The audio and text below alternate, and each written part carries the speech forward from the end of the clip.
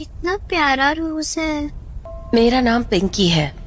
ये कहानी तब की है जब मैं 10 साल की थी और अपने मामा से मिलने उनके घर शिमला गई थी। पिंकी, अरे तुम यहाँ हो? तुम बाहर कब आई? और ये है मेरे मामा।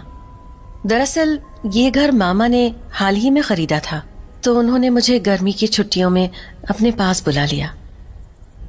मामा देखो, रेड रोज।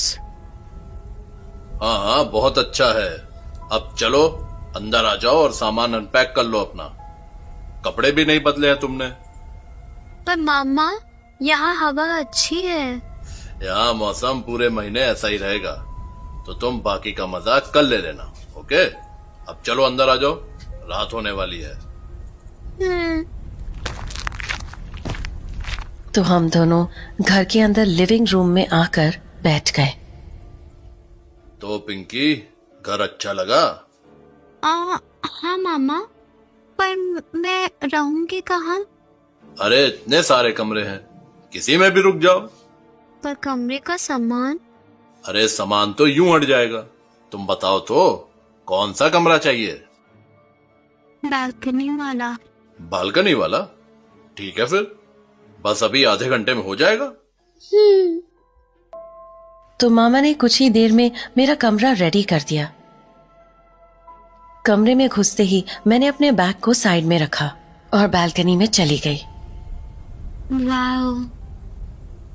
कुछ देर बालकनी में खड़े रहने के बाद मैं वापस अपने कमरे में आ गई और अपने फोन पर गेम खेलने लगी। हाँ? दरवाजे के अचानक बंद होने से मैं चौंक गई थी, पर फिर मैंने सोचा शायद हवा से बंद हो गया होगा, तो मैं वापस अपने फोन पर गेम खेलने लगी। हाँ?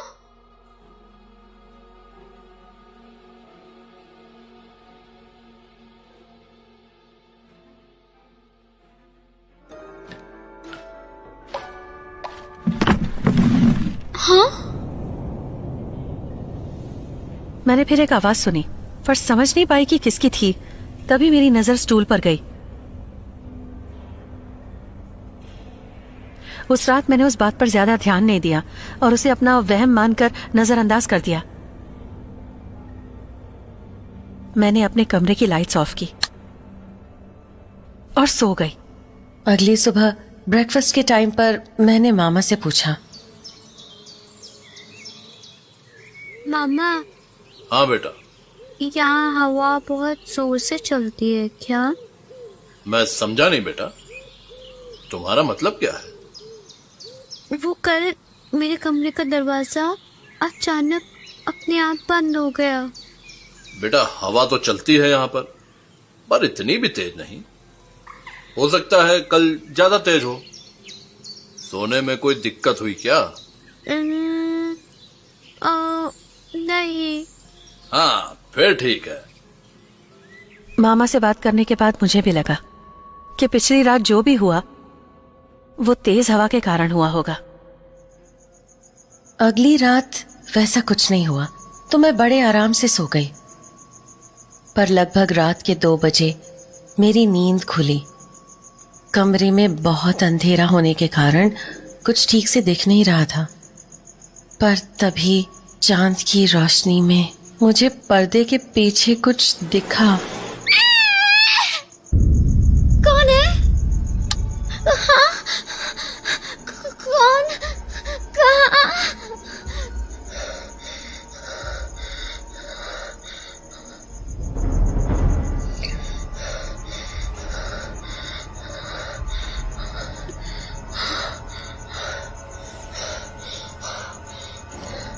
मैंने पूरे कमरे में नजरें घुमाई, पर मुझे वो काला साया कहीं नहीं दिखा। तो मैंने उसे अपना वहम समझकर जाने दिया और वापस सो गई।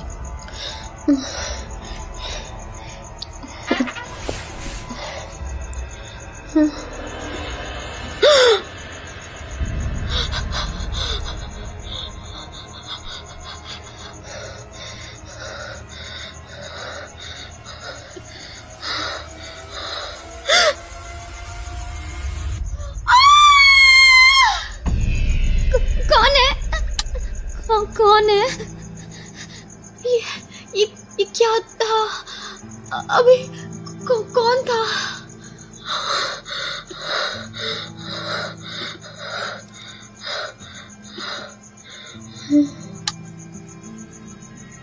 उस रात मैं करवट बदल कर सो गई, पर फिर मैं रात भर यही सोचती रही कि मेरे पीछे जो पर्दा है उसके पीछे कोई छुपा तो नहीं है।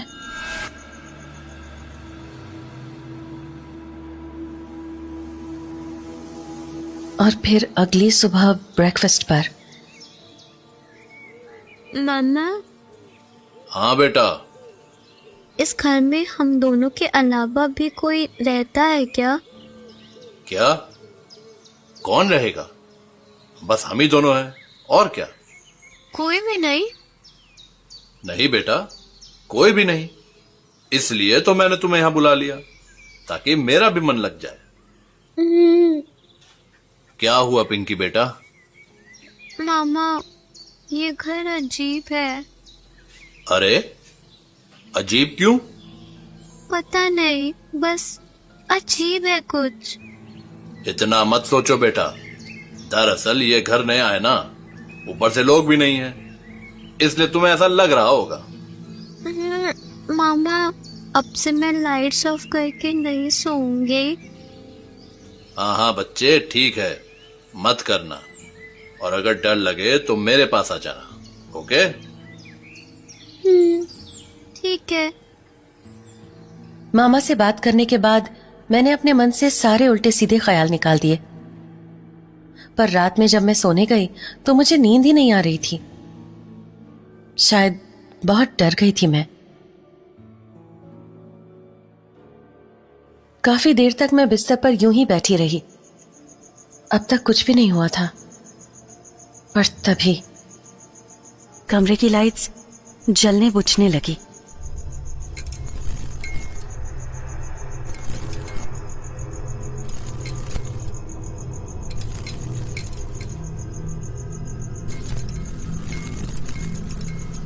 और फिर लाइट एकदम से बंद हो गई।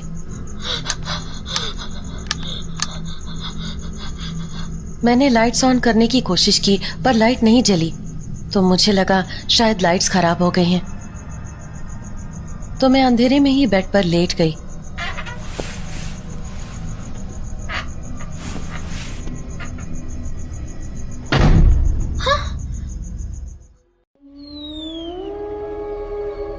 देखिए आगे क्या हुआ पार्ट 2 में जल्द ही। कहानी आप बीती पर। तो सब्सक्राइब करना ना भूलें।